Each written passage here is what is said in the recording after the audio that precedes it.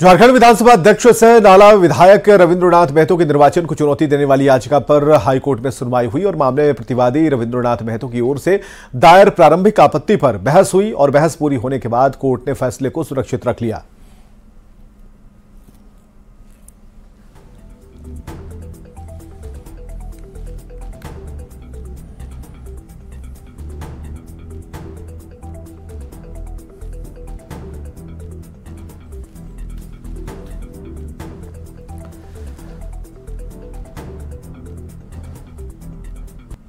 तो झारखंड विधानसभा अध्यक्ष सह नाला विधायक रविंद्रनाथ महतो के निर्वाचन को चुनौती देने वाली याचिका पर आज हाईकोर्ट में सुनवाई हुई है और मामले में प्रतिवादी रविंद्रनाथ महतो की ओर से दायर प्रारंभिक आपत्ति पर बहस हुई।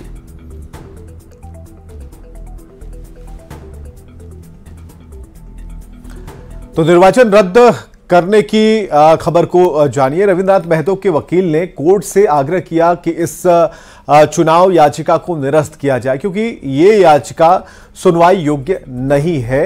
और मालूम हो कि प्रार्थी ने चुनाव याचिका में कहा कि रविंद्रनाथ महतो ने विधानसभा चुनाव के दौरान एक पैम्फलेट छपवाया था, इसमें उनके खिलाफ चुनाव में दुष्प्रचार किया गया जिससे उनका जनाधार खत्म हुआ है, इसलिए रविंद्रनाथ महतो का निर्वाचन रद्द किया जाए।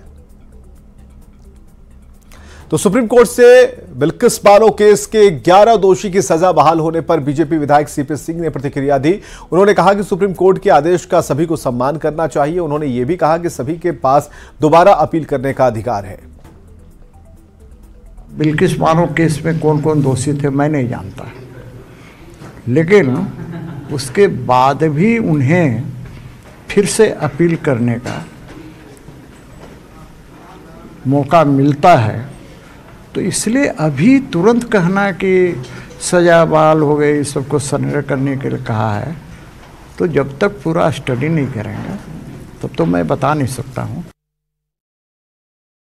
सुप्रीम कोर्ट से उनकी रिहाई से जुड़ा गुजरात सरकार का आदेश रद्द किया है और गैंगरेप और हत्या के ये दोषी लगभग 15 साल जेल में बिताने के बाद अगस्त 2022 में रिहा हुए थे। अब सुप्रीम कोर्ट ने कहा कि मुकदमा महाराष्ट्र में चला था, इसलिए गुजरात सरकार दोषियों की रिहाई पर फैसला नहीं ले सकती थी। 2002 के गुजरात दंगों के दौरान दाहोद जिले के रधिकपुर गांव के बिल्किस अपने परिवार के 16 सदस्यों के साथ भागकर पास के गांव छापरवाड़ के खेतों में छिप गई। 3 मार्च 2002 को वहां पर 20 से अधिक दंगाइयों ने हमला बोल दिया। 5 महीने की गर्भवती बिल्किस समेत कुछ और महिलाओं का रेप किया। बिल्किस की 3 साल की बेटी समेत 7 लोगों की हत्या कर दी गई। झारखंड हिंदू धार्मिक न्यास बोर्ड ने सभी प्रमुख मंदिरों में सीसीटीवी कैमरा लगाने की मांग की है और बोर्ड के सदस्य राकेश सिन्हा ने सीएम हेमंत सोरेन को पत्र लिखा और साथ ही में हाल में मंदिरों में तोड़फोड़ की घटना का हवाला दिया और साथ ही तोड़फोड़ करने वाले आरोपियों की पहचान के लिए सभी मंदिर में सीसीटीवी कैमरा लगाने की मांग की। हिंदू धार्मिक न्यास बोर्ड इस मामले को काफी गंभीरता से लिया है और आज हमने माननीय मुख्यमंत्री जी को भी एक पत्र लिख करके उनसे आग्रह करने का काम किया है कि जो राज्य के जो प्रमुख मंदिर हैं उन मंदिरों में सीसीटीवी कैमरे की व्यवस्था की जाए ताकि ऐसे सामाजिक तत्व जो है ऐसी घटनाओं को अंजाम ना दे सके और अगर दिए भी हों तो उनका पहचान जो है उस कैमरे के माध्यम से हो जाए और प्रशासन उनको तुरंत गिरफ्तारी उनकी सुनिश्चित। इधर गढ़वा प्रखंड की प्रमुख विमला देवी को अपनी कुर्सी गंवानी पड़ी। एसडीओ विजय कुमार की मौजूदगी में हुई अविश्वास प्रस्ताव की कार्रवाई में 31 में से 30 पंचायत सदस्य शामिल हुए। इनमें से 25 सदस्यों ने अविश्वास प्रस्ताव के पक्ष में मतदान किया। मतों की गिनती के बाद एसडीओ विजय कुमार ने वर्तमान प्रमुख विमला देवी को अपदस्थ होने की घोषणा की और इसकी रिपोर्ट राज्य निर्वाचन आयोग को भी भेजी जाएगी। हम लोग 25 बीडीसी परिवार अविश्वास प्रस्ताव के पक्ष में हम लोगों ने मतदान किया और 4 हमारे जो बीडीसी परिवार इसी में से कोई होंगे जो उसके पक्ष में मतदान करने का काम किया। जो हम लोगों ने यह आशा और उम्मीद के साथ जो हम लोग अन्याय के विरोध जो हम लोगों ने आवाज़ उठाया और हम लोग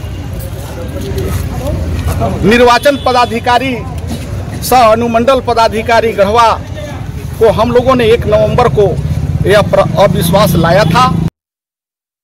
झारखंड प्रदेश कांग्रेस के कार्यकारी अध्यक्ष बंधु तिर्की ने 4 फरवरी को आदिवासी एकता रैली करने का ऐलान किया है। गुमला में प्रेस कॉन्फ्रेंस को संबोधित करते हुए उन्होंने आरोप लगाया कि आरएसएस आदिवासी समाज को बांटना चाहती है, इसलिए 24 दिसंबर को रांची में टिलिस्टिंग रैली की गई, जिसके खिलाफ झारखंड जन अधिकार मंच की ओर से रांची में 4 फरवरी को आदिवासी एकता रैली निकाली जा रही है। जनजातीय सुरक्षा मंच के बैनर तले आरएसएस और भाजपा वालों ने रैली किया। उसमें सिर्फ और सिर्फ असंवैधानिक मांग करते हुए एक धर्म विशेष के लोगों पर कई तरह का आरोप उनको कर लगा। इस रैली में एक भी बात, जिसे आज यहाँ का महत्वपूर्ण इशू इस राज्य में सरना धर्म कोड जैसे मामला है, जिसको राज्य सरकार ने विधानसभा से पारित करके केंद्र सरकार को भेज दिया है, जमीन जैसे मामले हैं, इन पर इनको कहने बात नहीं किया जाता है। 5वीं अनुसूची। इधर खूंटी में सरना धर्म कोड लागू करने की मांग को लेकर रैली निकाली गई। ये रैली मेन रोड से गुजरते हुए कचहरी मैदान तक गई। इसमें बड़ी संख्या में आदिवासी समुदाय के सदस्य शामिल हुए। इस मौके पर खूंटी के सांसद अर्जुन मुंडा से सरना धर्म कोड को लेकर पहल करने की मांग की गई। गांव के लोगों को हम लोग सरना धर्म को कोड के बारे में जो हमारी मांग है, जो धरती आबा बिरसा मुंडा जो उल्गुलान करते थे, जो प्रकृति की रक्षा की बात करते हैं, उन्हीं के पद चिन्हों में चलकर हम लोग पूरे जो प्रकृति की उपासना करते हैं, सरना धर्म कोड की मांग करते हैं और उसी मांग को लेकर यहाँ एकजुटान हमारी हुई है। धनबाद के सोमनगर में खेत में के कीचड़ में सना शव मिलने से सनसनी मच गई। मृत की पहचान नूतनडीह निवासी रोहित वानी के रूप में हुई है। वो इलेक्ट्रिक रिपेयरिंग का काम करता था। सरायढेला पुलिस ने शव को पोस्टमार्टम के लिए भेजा है। शव पर चोट के कई निशान हैं और प्रथम दृष्टया हत्या की आशंका जताई जा रही है। इस मामले में संदेह के आधार पर कुछ संदिग्धों को हिरासत में लिया गया है। वाला को हम लोग इन्फॉर्म किए, घर वाला लोग आया उसके बाद सबका पहचान हुआ। उसका उम्र लगभग बोल रहा है लोग 28-30 वर्ष के लगभग करीब उम्र है उसका। शक के दायरे में किसी का नाम लिया जा रहा था। अब शायद प्रशासन किसी को पूछताछ के लिए कोई व्यक्ति को यहाँ से उठा के ले गया है। व्यक्ति मृत अवस्था में खेत में पड़ा हुआ था और पुलिस को जानकारी मिली। पुलिस आके छानबीन की और आसपास से पहचान करवाया गया तो मृतक का पहचान रोहित रवानी, पिता विजय प्रसाद रवानी, जो बगल में 1 किलोमीटर पर नूतनडीह का सरायढेला थाना क्षेत्र का रहने वाला है। सरायकेला के चावलीबासा गांव से खस्सी चुराकर कार से भाग रहे चोरों को ग्रामीणों ने खदेड़ दिया। भयभीत अपराधी चांडिल थाने के पास कार को खड़ी करके भाग निकले और जैसे ही ये खबर फैली, बीजेपी और बजरंग दल के कार्यकर्ता चांडिल थाना पहुंचे, तस्करों की गिरफ्तारी की मांग करने लगे और इस गाड़ी में सत्ताधारी दल जेएमएम का झंडा लगा है। पुलिस ने गाड़ी जब्त कर ली है। गाड़ी में 3 खस्सियां रखी थी। गोलचक्कर से 2 गाड़ी आ रहा था और इधर से 2 गाड़ी, वो लोग फंस गया थाना के गेट के पास। तो वो लोग थाना देख के 3 आदमी थाना तरफ घुसा और एक लड़का जो चला रहा था गाड़ी, वो गाड़िए में था। तो उसके साथ कुछ हाथापाई होने लगा। तो वही 3 लड़का मौका का फायदा उठा के यहाँ से भाग। और हजारीबाग से बड़ी खबर है। विष्णुगढ़ के भिलवाड़ा मोड़ पर चली है गोली। नर्सिंग होम संचालक पर गोलियां चलाई गई हैं। गोलीबारी में नर्सिंग होम संचालक घायल बताया जा रहा है। वहीं गंभीर हालत में सदर अस्पताल में उसे भर्ती करा दिया गया। ये बड़ी खबर हजारीबाग से, जहां विष्णुगढ़ में गोली चलने की सूचना है। नर्सिंग होम संचालक पर यह गोली चलाई है। किस मकसद से चलाई, इसका पता लगाया जा रहा है। लक्ष्मी नर्सिंग होम के संचालक घायल बताए जा रहे हैं इस पूरी घटना में और सदर अस्पताल में उन्हें भर्ती करा दिया गया है। चक्रधरपुर पुलिस ने 27 पुड़िया ब्राउन शुगर के साथ पैरामेडिकल छात्र को गिरफ्तार कर लिया। पकड़ा गया छात्र भुवनेश्वर के किम्स पैरामेडिकल कॉलेज में पहले वर्ष का छात्र था। वो छुट्टी में घर आया था। इसी दौरान चक्रधरपुर पुलिस ने उसे गिरफ्तार कर लिया। रांची के पास जमशेदपुर की इंटरनेशनल एथलीट शांति मुक्ति बारला की सड़क हादसे में मौत हो गई। इससे खेल जगत में शोक की लहर है। जमशेदपुर के JRD स्पोर्ट्स कॉम्प्लेक्स में हुए मास्टर एथलीट प्रतियोगिता में एक दिन पहले शांति मुक्ति बारला ने गोल्ड जीता था। देश के लिए भी बहुत सारे मेडल जीते हैं। अनेक देशों में उन्होंने भारत का प्रतिनिधित्व किया है। हाल ही में वो दुबई में एक अंतर्राष्ट्रीय कंपटीशन को रिप्रेजेंट किया था इंडिया को अभी। और वो बराबर जितना भी मास्टर नेशनल्स होता था तो 2 से 3 मेडल उनका पक्का ही रहता था हमेशा। जी से भरी हुई थी। देखिए कल इतने मेडल जीते उन्होंने कल शाम को, और आज सवेरे 5 बजे रांची के लिए स्कूटर में रवाना हो गई, और इसी बीच रास्ते में उनका हादसा हो गया और उनका दुखद अंत हुआ। ये हम लोगों के लिए एक बहुत बड़ा लॉस है। हजारीबाग के ओपन एमपी थिएटर का उद्घाटन डीसी नैन्सी सहाय, डीडीसी प्रेरणा दीक्षित, एसडीओ विद्याभूषण और ट्रेनी आईएएस सुलोचना मीणा ने किया। इस मौके पर लोक कलाकारों ने नुक्कड़ नाटक और गीत संगीत की शानदार प्रस्तुति की और डीसी नैन्सी सहाय ने कहा कि झील के किनारे बना ओपन एमपी थिएटर हजारीबाग वासियों के लिए बेहद खूबसूरत सौगात है। इधर पाकुड़ के हाथकाठी पंचायत के कई ग्रामीण पक्के आशियाने का इंतजार कर रहे हैं, लेकिन सालों से सरकारी बाबुओं के चक्कर लगाने के बावजूद उन्हें अब तक छत नसीब नहीं हो पाई। फिलहाल अबू आवास योजना जोर शोर से चल रही है, फिर भी कई ग्रामीण इस योजना के लाभ से दूर हैं।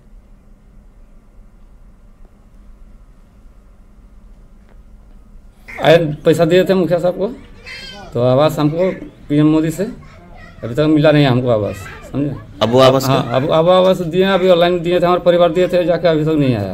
कितना साल पहले दिए थे? तो 2023 में दिए थे।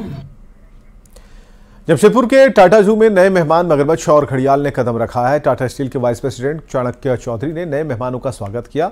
इस मौके पर घड़ियाल और मगरमच्छों को नई बाड़े में शिफ्ट किया गया है। टाटा स्टील जूलॉजिकल सोसाइटी की ओर से आने वाले दिनों में टाटा जू में कई नए पशु पक्षियों को लाने का ऐलान किया गया।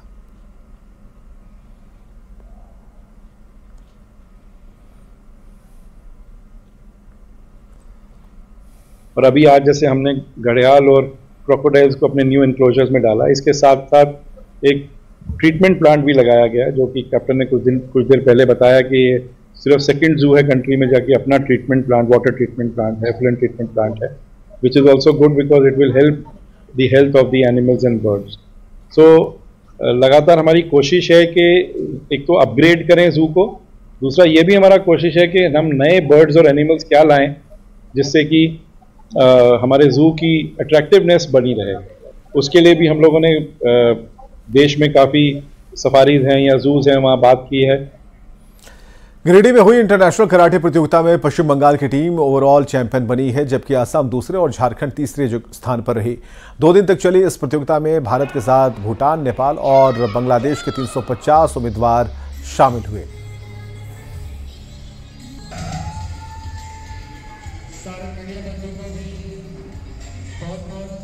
हमें यहाँ बहुत अच्छा लग रहा है। हम यहाँ पर अपना कंधा पेश कर रहे हैं, फिर हमारा कुम्भी तय हो रहा है, हमें बहुत मजा आ रहा है। जमशेदपुर के गांधी घाट में भागवत और रामकथा की शुरुआत हुई और इस मौके पर आंधळेश्वर महादेव रुद्र यज्ञ किया गया। पहले दिनों सैकड़ों महिलाओं ने कलश यात्रा निकाली और इस मौके पर संगीतमय कथा, वेदी पूजन, अग्नि स्थापना, हवन और आरती होगी। ज्यादा जानकारी दे रहे हैं प्रभंजन। साक्षी सुंदरखा नदी किनारे गांधी घाट है और इसी गांधी घाट पर 8 दिनों का यहाँ पर भगवत कथा का आयोजन किया गया है। आप देख सकते हैं हमारे पीछे में कि यहाँ पर इसी भगवत कथा को लेकर कलश यात्रा निकाली गई है। सुंदरखा नदी पे यहाँ पर जितने भी भक्तगण यहाँ पहुंचे हुए हैं और यहाँ पर गाना भी चल रहा है। भगवत कथा की आयोजन हो रही है, 8 दिन का प्रोग्राम रहेगा। 16 तारीख का भव्य पूजन है और नित्य कथा होगी और नित्य पूजन, इसके बाद हवन आहुति होते रहेगा यहाँ पर और भक्त लोग आनंद लूटते रहेंगे।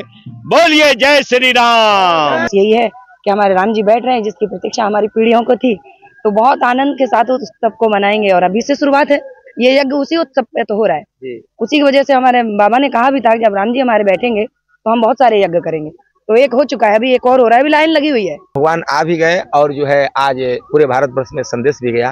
पूरा भारत में एकदम राममय हो गया है। सब कोई अपने अपने घर में एक भक्तजन भगवान राम जी के नाम पर स्थापना, यानी 22 जनवरी को आप लोग जरूर इसको दीपक जलाएं और सभी संतों को दीपावली दीप उत्सव मनाएं। भगवान रामलला का जब वहाँ पर मंदिर का स्थापना होगी, जब वहाँ पर उद्घाटन होगा, उसको लेकर जमशेदपुर में विभिन्न जगह यहाँ पर कार्यक्रम किए जा रहे हैं। लोग जो है पूरी तरह राममय हो चुके हैं। प्रभंजन कुमार, न्यूज़ 18 जमशेदपुर। इधर हजारीबाग के ओपन एमपी थिएटर का उद्घाटन डीसी नैन्सी सहाय, डीडीसी प्रेरणा दीक्षित, एसडीओ विद्याभूषण और ट्रेनी आईएएस सुलोचना मीणा ने किया। इस मौके पर लोक कलाकारों ने नुक्कड़ नाटक और गीत संगीत की प्रस्तुति दी। डीसी नैन्सी सहाय ने कहा कि झील के किनारे बना ओपन एमपी थिएटर हजारीबाग वासियों के लिए बेहद खूबसूरत सौगात है। प्रोजेक्टर है जिसके माध्यम से मूवीज़ या मैचेस, क्रिकेट मैचेस या अन्य जो भी खेल के प्रोग्राम्स हैं उसे हम दिखा सकते हैं। बहुत सारी कलाकृतियाँ बनाई गई हैं, बैठने के लिए अच्छी जगह है, लोकेशन इसका बहुत अच्छा है और भी हम कोशिश करेंगे कि आने वाले समय में इसे हम और ज़्यादा ऐसा बना सके कि यहाँ पे और ज़्यादा रौनक हो। जितने भी लाइव बैंड है, जो हमें सूचना मिली, बहुत सारे आर्टिस्ट हैं जो यहाँ परफॉर्म करते हैं, हम लोग उनको भी ये मंच देने जा रहे हैं और उनके लिए ओपन है। कभी भी कुछ भी परफॉर्मेंस करना चाहे वो हमसे कांटेक्ट करके यहाँ पे परफॉर्म कर सकते हैं। और भी जो भी आर्टिस्ट है जो सोहराई की पेंटिंग करते वहाँ आकर के स्टॉल लगा सकते हैं। ये एक हमारा मकसद था। दूसरा मकसद हमारा था कि लोग यहाँ पे आकर योगा करें। हजारीबाग झील का जो साइड है वो बहुत खूबसूरत है। रांची के राम मंदिर में तोड़फोड़ की जांच तेज हो गई है। अपराधियों की धरपकड़ के लिए एसआईटी बना दी गई है। चोरों ने किया बड़ा कांड, पहले मंदिर में की चोरी, फिर साजिश के तहत मूर्तियों को तोड़ा। मंदिर में खौफ और दहशत का माहौल, मूर्तियों का टूटा हुआ हिस्सा, मंदिर परिसर में फर्श पर पड़ा टुकड़ा और टूटा हुआ ताला उस खौफनाक वारदात की तस्दीक कर रहा है जिसे बरियातू में चोरों ने सर्द रात के अंधेरे में पुलिस की चुस्ती और गश्ती को चकमा देते हुए अंजाम दिया है, जिसके बाद से राजधानी रांची का माहौल बिगड़ गया है। चोर मूर्तियों के चांदी के मुकुट चुराकर अपने साथ ले गए हैं, जिससे लोग आक्रोशित हैं क्योंकि चोरी के साथ साथ असामाजिक तत्वों ने मंदिर में लगे भगवान की मूर्तियों को क्षतिग्रस्त किया है, जिससे भावनाएं आहत हुई है। मंदिर के पुरोहित ने इसे सोची समझी साजिश बताया है। अंदर से कई प्रतिमाओं को खंडित किया गया, उसके साथ साथ कई मुकुट की चोरी की गई, जिसके बाद हो हंगामा शुरू हुआ है। आप देखिए एफएसएल की टीम यहां पर पहुंची हुई है और तमाम बिंदुओं पर जांच भी चल रहा है। कई ऐसे मूर्ति हैं जिसके हाथ को खंडित किया गया है, हाथ को तोड़ा गया है और कई ऐसे मुकुट हैं जिसकी प्रतिमा को भी प्रतिमा के ऊपर लगे हुए मुकुट को भी यहाँ से वो चोरी कर ले गए हैं। कुल बताया जा रहा है कि 7 मुकुट यहाँ से चोरी कर ले जाई गई है। मुखी माता है तो बगला मुखी का मुकुट ले लिया और ये तोड़ दिया। उसके बाद राम दरबार है तो राम दरबार में सबका तो पहले मुकुट ले लिया जब, और उसके बाद में राम दरबार का राम जी का दाहिना हाथ तोड़ दिया, सीता जी का बाएं हाथ तोड़ दिया, दुर्गा जी हैं उनका चेहरा को रगड़ दिया ऐसे करके। वारदात के बाद से पुलिस और एफएसएल की टीम मौके पर पहुंचकर जांच कर रही है और चोरों की तलाश में जुट गई है ताकि उन्हें गिरफ्तार कर जेल की सलाखों में पहुंचा सके और साजिश का सच सामने ला सके। वहीं नाराज लोगों ने सड़क जाम कर अपना विरोध जताया। मजिस्ट्रेट ने मामले की गंभीरता से जांच का भरोसा दिया है। व्यक्ति के द्वारा किया गया है उसके लिए हमारी पूरी टीम लगाई गई है। इसमें हम लोग एक पुलिस की एक एसआईटी गठन कर रहे हैं जिसमें हमारे 5 दरोगा जो है इसमें काम करेंगे और साथ साथ में इसका कांड का उद्भेदन अतिशीघ्र हो इसके लिए हम लोग जो है पूरी कोशिश कर रहे हैं। साथ में जो मूर्तियां विखंडित हुई हैं उसके लिए सांसद विधायक जो है अपनी तरफ से मूर्ति देने की बात कही है और एक मूर्ति मैं अपनी तरफ से जो है प्राण प्रतिष्ठा कराऊंगा क्योंकि मेरे पिता की इच्छा थी और मैं इसके लिए मैं अपने वेतन मद से मैं इसको करवाऊंगा। ये हमारी अपनी पर्सनल आस्था है। श्री राम मंदिर में चोरी मामले में एसआईटी बनाई गई है। टीम में 5 थाना के दारोगा को शामिल किया गया है जो सीसीटीवी में कैद तस्वीरों को खंगाल रहे हैं। आरोपी तक पहुंचने की हर मुमकिन कोशिश कर रहे हैं। अफसोस की बात अब तक पुलिस के हाथ खाली है। ऐसे में सवाल ये है कि बार बार मंदिर क्यों बन रहे निशाना?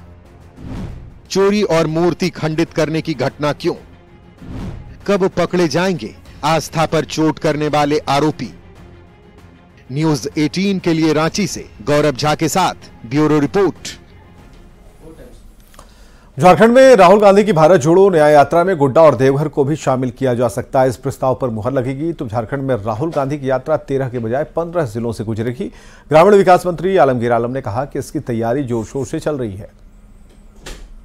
लोग कोशिश करेंगे कि जहां पर हम चुनाव लड़ने जा रहे हैं वैसे तो हमारा गठबंधन में सारी सीट 14 ही सीट है, लेकिन कोशिश करेंगे जहां जीतने वाला है और अच्छा परफॉर्मेंस हो सके तो 13 से लेकर 15 जिला तक हम लोग उनको पैदल यात्रा में हम लोग शरीक होना चाहते हैं कि कम से कम 13 नहीं 15 हो जाए। तो इस विषय में भी हम लोग आलाकमान को भी आग्रह किए हैं। और खबरें लगातार जारी हैं, बने रहिए हमारे साथ।